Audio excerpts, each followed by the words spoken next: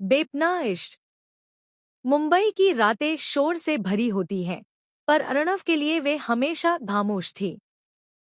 अर्णव 28 एक सफल आर्किटेक्ट था, जिसकी जिंदगी सिर्फ उसकी स्केचबुक्स, कड़े नियम और काम के जुनून तक सीमित थी। उसने अपने दिल पर एक ऐसा ताला लगा रखा था जिसकी चाबी शायद उसने कहीं खो दी थी। वह मानता था कि इश्क सिर्फ कविताओं में होता है, असली दुनिया में नहीं। एक रात अपनी सबसे बड़ी परियोजना, शहर का सबसे ऊंचा स्काईलाइन टॉवर पर काम करते हुए अर्णव ने अपनी खिड़की से शहर को देखा। नीचे हल्की बारिश हो रही थी और गाड़ियों की हेडलाइट्स गीली सड़कों पर बह रही थी। तभी उसकी नजर सामने के पुराने टूटते से ओल्ड बुक कैफे पर पड़ी।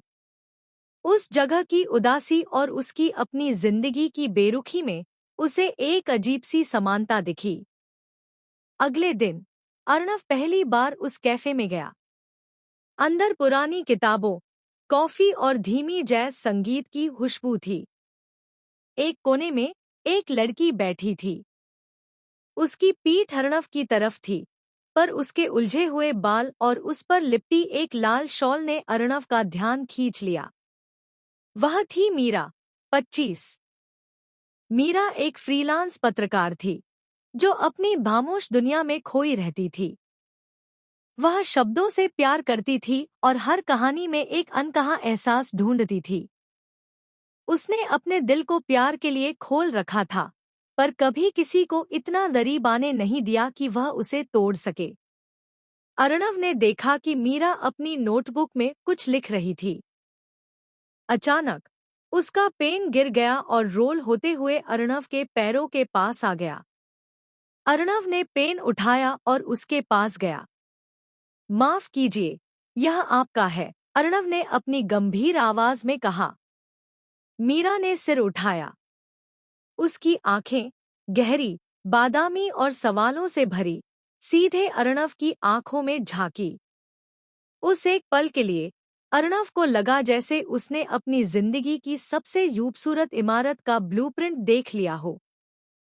शुक्रिया, मीरा ने एक धीमी, मधुर आवाज में कहा, जिसकी गूंज अर्णव के अंदर तक पहुंची। अर्णव वहां से हटा नहीं। आप यहाँ क्या लिख रही हैं? उसने बिना सोचे पूछ लिया। यह उसकी आदत नहीं थी। वह कभी निजी सवाल नहीं पूछता था। मीरा हल्की सी मुस्कराई। एक कहानी, इश्क की कहानी, जो मुकम्मल नहीं हो पाई। इश्क मुकम्मल होता ही नहीं है, अर्णव ने तुरंत कठोरता से कहा। मीरा ने पेन बंद किया और सीधे अर्णव की आंखों में देखा। इश्क मुकम्मल होता है, जनाब। बस उसे बेपनाह होना पड़ता है। मीरा की यह बात अर्णव के कठोर कवच को भेद गई। उस दिन वे बस कुछ देर बातें कर पाए, पर अर्णव जब बाहर निकला तो उसे लगा जैसे वह कोई भारी किताब पढ़ आया हो, जिसका सार अभी उसके दिमाग में घूम रहा था। अगले कुछ हफ्तों तक अर्णव का हर रास्ता उस कैफे की तरफ जाता था। वह अक्सर काम के बाद मीरा का इंतजार करता। वह आते ही अपनी उस लाल शॉल में लिपटी रहती और घंटों अपनी नोटबुक में खोई रहती। अर्णव ने धीरे धीरे उसे जानना शुरू किया। मीरा की बातों में गज़लों जैसी नज़ाकत थी। उसने अर्णव को बताया कि वह समुद्र की आवाज से सबसे ज्यादा प्यार करती है और उसे लगता है कि बारिश में कॉफी पीने से पुराने थम धुल जाते हैं। अर्णव ने भी मीरा को अपनी दुनिया के बारे में बताया, कैसे उसने अपने पिता के सपने को पूरा करने के लिए यह फर्म बनाई और कैसे वह हमेशा परफेक्शन के पीछे भागता रहा। मीरा ने उसकी गंभीरता को छेड़ा नहीं, बल्कि उसमें छिपे एक अकेलेपन को महसूस किया। एक दिन मीरा ने पूछा, अर्णव, तुम हमेशा इतने तर्कसंगत क्यों रहते हो? क्या तुमने कभी कुछ दिल से महसूस नहीं किया? अर्णव ने अपनी कॉफी का कप घुमाया। दिल से महसूस करने से सिर्फ तकलीफ होती है, मीरा। इमोशन सिर्फ डिजाइन को खराब करते हैं। मीरा ने धीरे से अर्णव का हाथ पकड़ा। उसके स्पर्श में एक असाधारण गर्माहट थी। इमोशन खराब नहीं करते, अर्णव। इमोशन डिजाइन को जिंदगी देते हैं। और मैं तुम्हें सिखाऊंगी कि जिंदगी कैसे जीते हैं। अर्णव के अंदर पहली बार एक नया डर पैदा हुआ। यह डर असफलता का नहीं, बल्कि खो देने का था।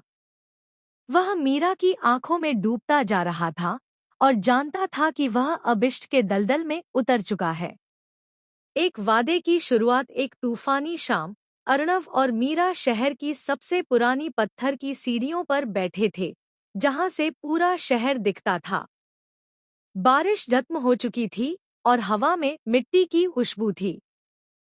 मीरा ने आकाश की तरफ देखा। क्या तुम मुझसे बेपनाह इश्क करोगे, अर्णव? यह एक सवाल नहीं, बल्कि एक चुनौती थी। अर्णव ने बिना सोचे जवाब दिया, मैं हर काम परफेक्ट करता हूँ, मीरा। अगर मैंने तुम्हें चाहा, तो वह बेपनाह ही होगा। अर्णव ने अपनी सारी अहंकार, डर और पुरानी सोच को एक तरफ रख दिया। उसने मीरा का चेहरा अपने दोनों हाथों में लिया।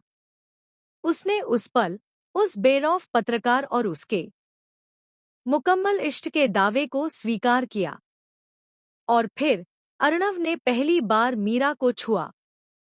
यह स्पर्श इस शहर के सारे शोर, सारे काम और सारे डर से ज्यादा सच्चा था। अर्णव ने मीरा के होठों पर अपने होंठ रखे। यह सिर्फ एक चुंबन नहीं था, यह एक वादा था। एक आर्किटेक्ट का अपनी खूबसूरत रचना से वादा, एक तर्कसंगत दिमाग का जुनूनी दिल से वादा। उस पल अर्णव ने अपने दिल का ताला तोड़ दिया। उसे लगा जैसे उसकी बनाई हुई सारी इमारतें मीरा की खुशबू से भर गई हों। लेकिन अर्णव को नहीं पता था कि यह बेपनाह इश्क अपने साथ एक बेपनाह इम्तिहान भी लेकर आने वाला था। अर्णव और मीरा का इश्क शहर की बारिश की तरह तेज और ताजगी भरा था। अर्णव का कठोर व्यक्तित्व मीरा की नज़ाकत के सामने पिघल चुका था। वह अब सिर्फ आर्किटेक्ट नहीं था, बल्कि एक आशिक था जो मीरा की एक मुस्कान के लिए अपने सारे काम छोड़ सकता था। वे शहर की भागदौड़ से दूर, छोटे कैफे और शांत समुद्री किनारों पर मिलते, जहां मीरा की कहानियां और अर्णव के सपनों के डिजाइन आपस में घुल-मिल जाते थे। लेकिन किस्मत को यह मुकम्मल इश्क मंजूर नहीं था। अर्णव का स्काईलाइन टॉवर प्रोजेक्ट अपनी निर्णायक अवस्था में था।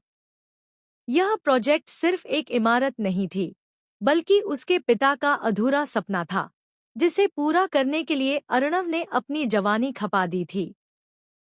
प्रोजेक्ट के निवेशक, इन्वेस्टर्स, चाहते थे कि अर्णव अपने सारे काम छोड़कर अगले 6 महीने पूरी तरह से साइट पर रहे।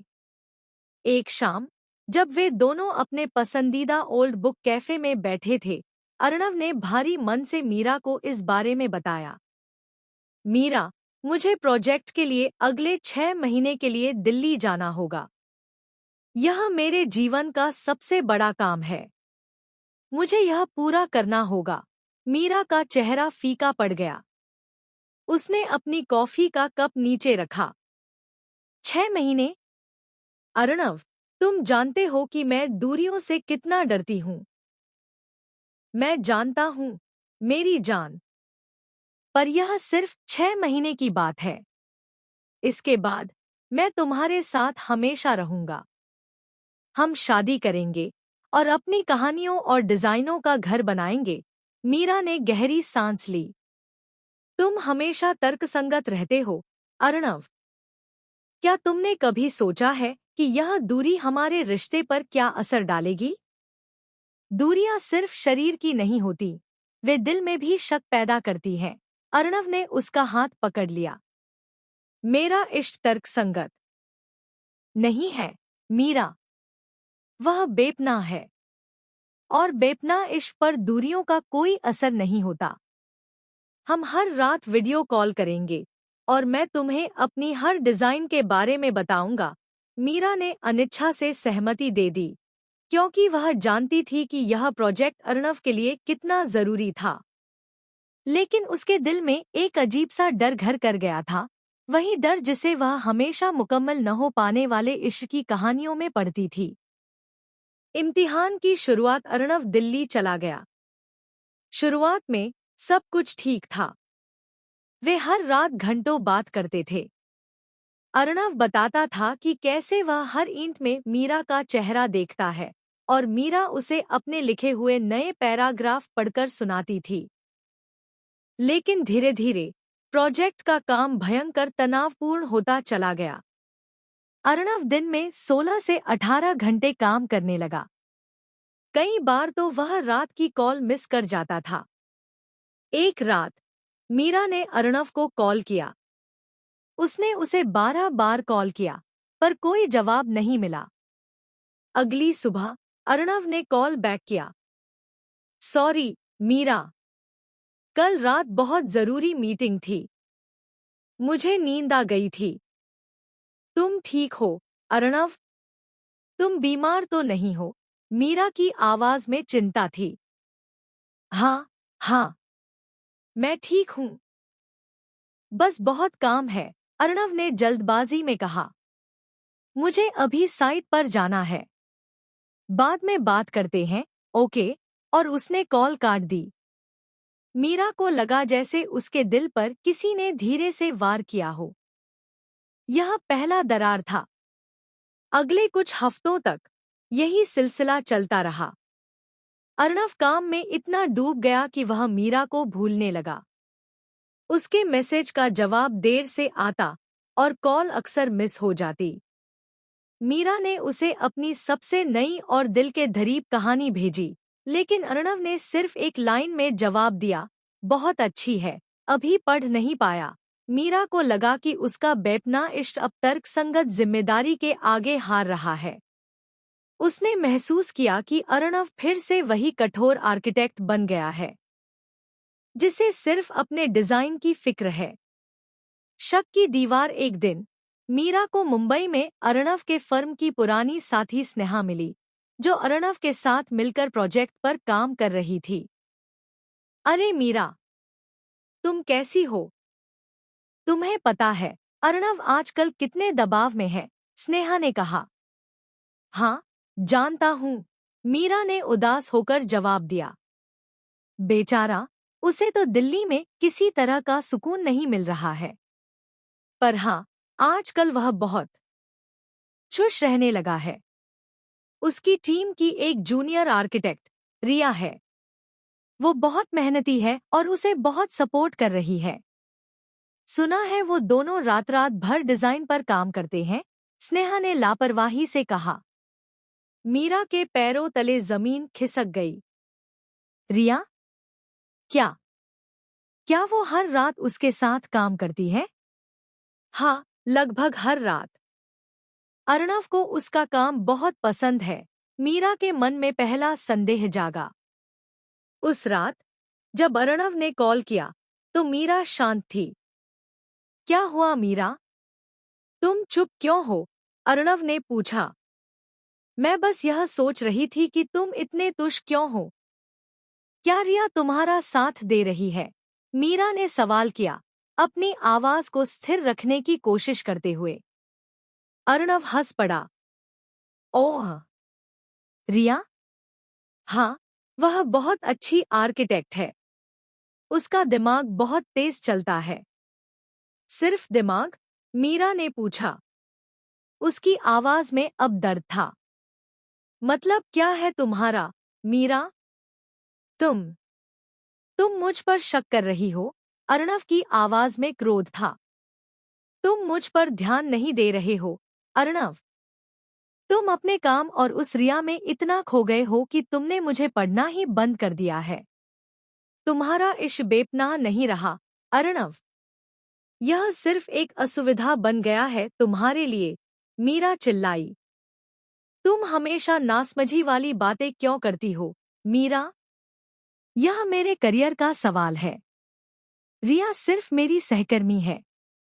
अगर तुम मुझ पर विश्वास नहीं कर सकती, तो हमारे रिश्ते का क्या मतलब है? अर्णव ने गुस्से में कहा और बिना कुछ सुने कॉल काट दी। मीरा का दिल टूट गया। वह जानती थी कि अर्णव का गुस्सा तर्कसंगत था, लेकिन उसकी उदासी उससे ज्यादा गहरी थी। उसे लगा कि वह अपनी मुकम्मल इश्क की कहानी हार रही है। उसने अपनी नोटबुक बंद कर दी। अब उसे अपनी कहानी में सिर्फ दूरियां और अविश्वास नजर आ रहा था। कॉल कटने के बाद अर्णव के दिल में भी गहरा पश्चाताप था। वह जानता था कि उसने मीरा को गुस्से में चोट पहुंचाई है। उसका बेपना इशू और उसका तर्कसंगत करियर अब एक भयंकर युद्ध में थे। उसने उस रात काम नहीं किया। उसे एहसास हुआ कि जिस स्काईलाइन टॉवर को वह बना रहा था, वह भीतर से खोखला था, क्योंकि उसके जीवन की नींव, मीरा का विश्वास, डगमगा रहा था। मीरा ने भी अगले कुछ हफ्तों तक अर्णव से कोई संपर्क नहीं किया। उसने खुद को अपनी गैलरी और अपने शब्दों में डुबो लिया। उसकी कहानियों में अब जुदाई का दर्द और इश्क की अधूरी तस्वीरें थी। उसने मान लिया था कि इश्क मुकम्मल नहीं होता, जैसा कि अर्णव ने पहली बार कहा था। एक दिन मीरा अपनी गैलरी में थी, तभी अर्णव की फर्म से स्नेहा आई। वह घबराई हुई लग रही थी। मीरा, मुझे तुमसे तुरंत बात करनी है, स्नेहा ने हांफते हुए कहा।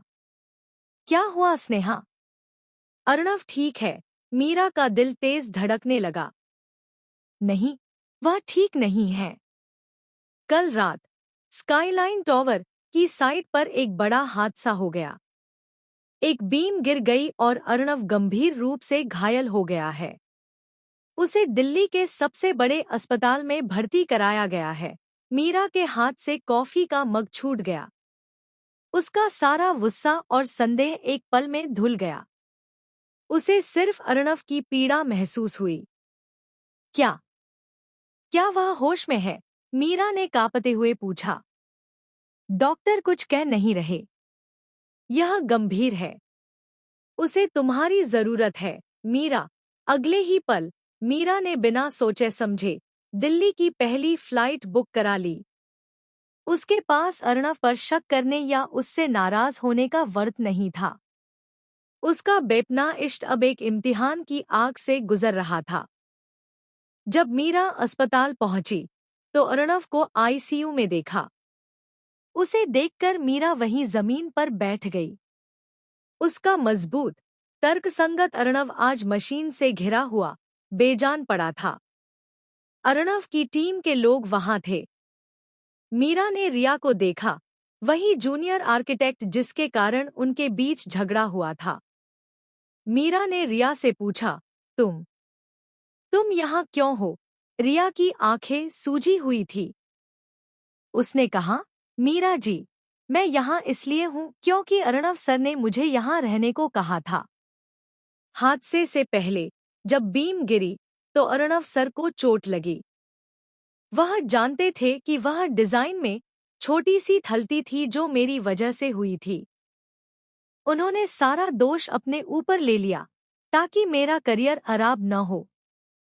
उन्होंने मुझसे कहा कि मैं आपको बताऊं कि वह आपसे माफी मांगते हैं और आप पर शक करने के लिए दूध को कभी माफ नहीं कर पाएंगे। रिया ने अपने आंसू पोंछे। वह मुझसे रात रात भर काम इसलिए करते थे क्योंकि वह डिजाइन की उस हल्ती को छिपकर ठीक कर रहे थे ताकि किसी को पता न चले। अर्णव सर हमेशा कहते थे कि प्यार में वफादारी और काम में ईमानदारी ही बेपनाह होती है।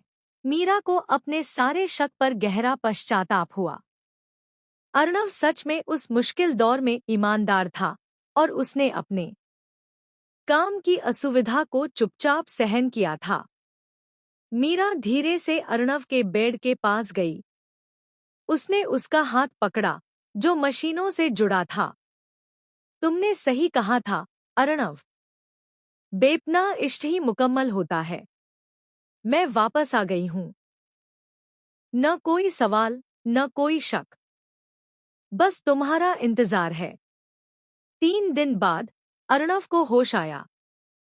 जब उसने पहली बार आंखें खोलीं तो उसने देखा कि मीरा उसके पास उसका हाथ थामे सो रही है। मीरा ने आंखें खोली और अर्णव को देखा। उसकी आंखों में असीमित करुणा थी। अर्णव, तुम ठीक हो? अर्णव ने धीमी आवाज में कहा। मीरा, तुमने तुमने मेरा इंतजार किया? तुमने मुझसे बेपनाह इश्क का वादा किया था अर्णव। अब मैं इसे मुकम्मल करने आई हूं। मीरा ने अर्णव को सारा सच बताया। अर्णव ने आंसू बहाए। ये आंसू तकलीफ के नहीं, बल्कि मुक्ति के थे। जब अर्णव ठीक हो गया तो वह मीरा के साथ मुंबई वापस आया। उसने स्काईलाइन टॉवर प्रोजेक्ट की जिम्मेदारी अपनी टीम को सौंप दी। उसने तय किया कि वह अब अपनी बाकी जिंदगी इमारतों के डिजाइन में नहीं, बल्कि अपने रिश्ते के डिजाइन में लगाएगा।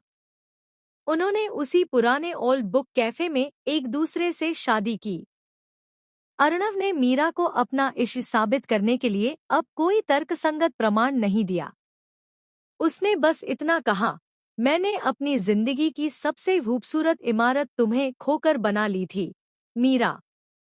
अब मैं उसे वापस पाकर अपनी जिंदगी की सबसे खूबसूरत कहानी लिखूंगा। मीरा जानती थी कि उनके रिश्ते ने दूरी, शक और दर्द का इम्तिहान पास कर लिया है। उनका इश्क अब सिर्फ शब्दों में नहीं, बल्कि उनके जीवन के हर पल में बेपनाह था।